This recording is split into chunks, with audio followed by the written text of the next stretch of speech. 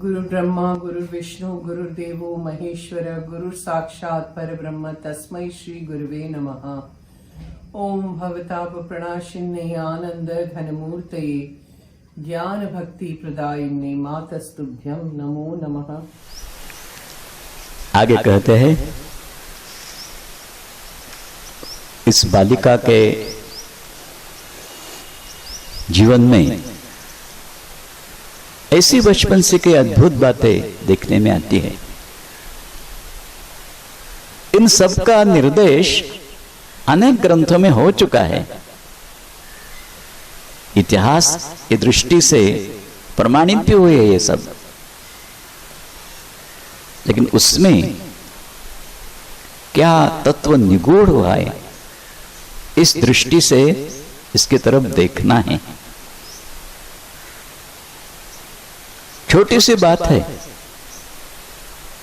उस समय के समाज के रिवाज के अनुसार नगर संकीर्तन तो अनेक निकलते थे। किसी के घर में समझो कीर्तन है तो पहले नगर कीर्तन करके फिर कीर्तन जम जाता था। घूम घूम कर कीर्तन करना गांव में, यह नगर कीर्तन है। तो पखवाज बजाने वाला पखवाज बजाते रहेंगे, हारमोनियम बजाते रहेंगे, धुन लगेगी। जब ये आवाज इस बालिका के कान पे आती थी किसी भी नगर संकीर्तन की, तो अस्वस्थ उठती थी, दौड़ कर जाना चाहती थी, लेकिन दीदी माँ रोक लेती थी। ये पुरुषों का दल जा रहा है, उसमें नहीं शामिल होना, मर्यादा है ना। दीदी माँ रोक लेती है। दीदी माँ की हर एक बात मानती है। ऐसा कभी भी देखने में नहीं आता कि दीदी माँ ने बताया और इसने कहा नहीं नहीं माँ मैं ऐसा करूंगी, नहीं, पूर्ण पालन उनकी आज्ञा का। दरवाजे पे खड़ी रहती है और ऐसे देखती रहती है। सामने से वो कीर्तन दल चला गया, फिर भी कीर्तन की धुन जब तक कान में आती है तब तक निस्तब्ध होकर सुन रही है। ये तो होता ही है। समझो कोई बैंड बजा बजा के कोई जुलूस जा रहा है तो बच्चे कैसे दौड़ के बाहर आते हैं, मुग्ध तो हो ही जाते हैं आवाज पर। उसी प्रकार की लीला है। फिर यहां हमें बहुत शिक्षा देती है मां अपनी लीला के द्वारा। मैंने शुरू में ही कहा कि जो बाल लीला है, खास करके बाकी की अन्य लीलाएं जो है, जो परिव्राजिका बनकर मां बाहर निकले और उसके बाद भक्तों का समागम, आश्रमों की निर्मित हो गई, हजारों की संख्या में लोग आने लगे, तो हर एक के जीवन में कुछ न कुछ लीलाएं होती गई है। वो तो सब अत्यंत मनोज्ञ है, उसमें से भी कुछ न कुछ तत्व का दर्शन हो जाता है। लेकिन ये बाल लीलाएं जो है, इसमें जीवन का एक एक तत्व हमें सिखा दिया है। उस प्रकार यहां सिखा रहे हैं मां। किसी कार्यवश कुछ उपस्थित एक आधा प्रसंग हो जाता है, अथवा हम कुछ करना चाहते हैं। समझो कोई सत्पुरुष आया है, उसके दर्शन के लिए जाना है, अथवा कहीं कीर्तन हो रहा है वहां जाना है। इस प्रकार किसी तीर्थ क्षेत्र में जाना है, उनमें बड़ी अभिलाषा उत्पन्न हो जाती है कि ऐसा ऐसा तीर्थ क्षेत्र, वहां जाएंगे। लेकिन कुछ कार्यवश हम ऐसे फंस जाते हैं, नहीं जा पाएंगे। जैसे हम कहते हैं ना कि हाँ जरूर आ सकता था, लेकिन क्या करो, बच्चों की एग्जामिनेशन तो है, घर छोड़ नहीं सकता। कुछ ना कुछ कार्य ऐसा उपस्थित हो जाता है, इसे हम कर्तव्य कहते हैं। कर्तव्य जब उपस्थित हो जाता है तो कर्तव्य के बंधन के द्वारा हम बंधे जाते हैं। ऐसी अवस्था में क्या करना है ये दिखा रही है। दीदी माँ का रोकना ये एक प्रकार के कर्तव्य का बंधन है जो तोड़ नहीं सकते, टाल नहीं सकते।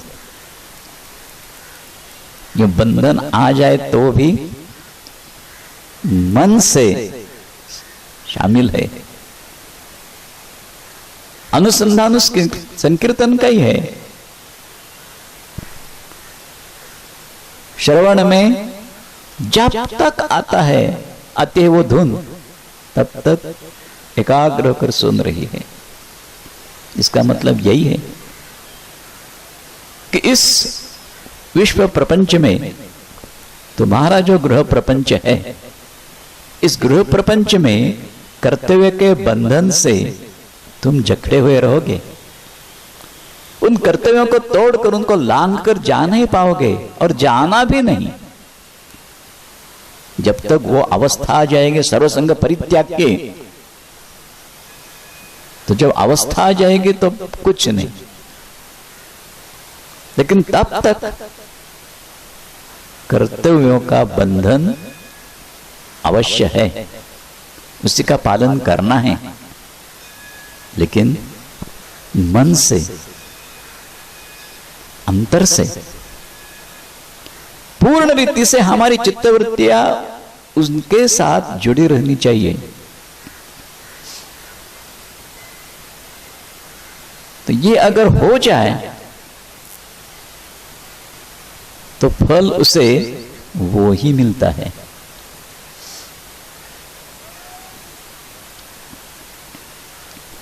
एक दृष्टांत उसके लिए है, समझो।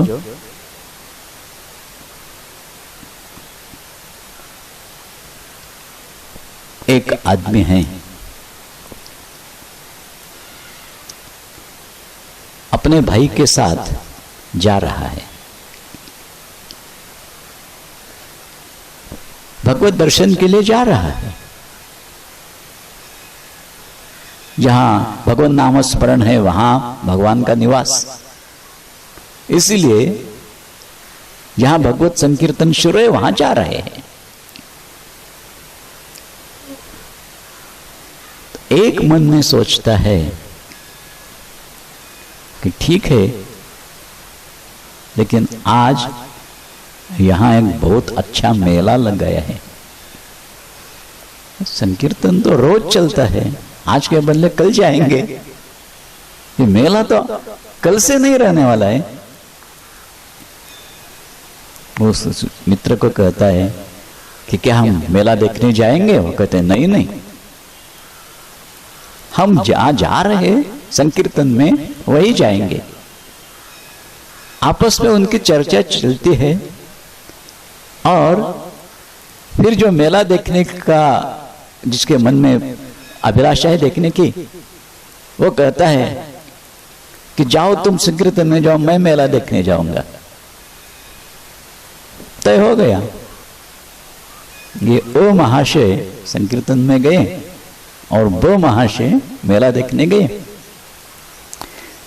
मेला ही शुरू हो गया, इधर संकीर्तन शुरू हो गया। थोड़ी देर बाद, मेला देखने के बाद, वो महाशय जो है उनके मन में आ रहा है कि देखो मैं तो यहां बड़े आराम से मेला देख रहा हूं, लेकिन मेरा मित्र ये तो संकीर्तन में कितना मशगूल होगा। मन ही मन सोच रहा है कैसा संकीर्तन चला है, और ये बैठा है वहां। पश्चाताप होता है, मैं गलती कर बैठा, ठीक नहीं किया मैंने ये। जाना चाहिए था मुझे संकीर्तन में। और इधर ये अमहाशय सोच रहे हैं, संकीर्तन में बैठे लेकिन सोच रहे हैं इस समय मेरा मित्र कितनी मौज करता हुआ होगा, मेले में किस प्रकार मौज करता हुआ होगा। वो कहता था बात सत्य थी, इस संकीर्तन में कल भी आ सकता था। ये मेले की मौज अब मुझे मिलने वाली नहीं है। दोनों सोच रहे। बाद में अकस्मात दोनों की मृत्यु हो गई और यमधर्म जब इनका हिसाब देख रहा है आयु का,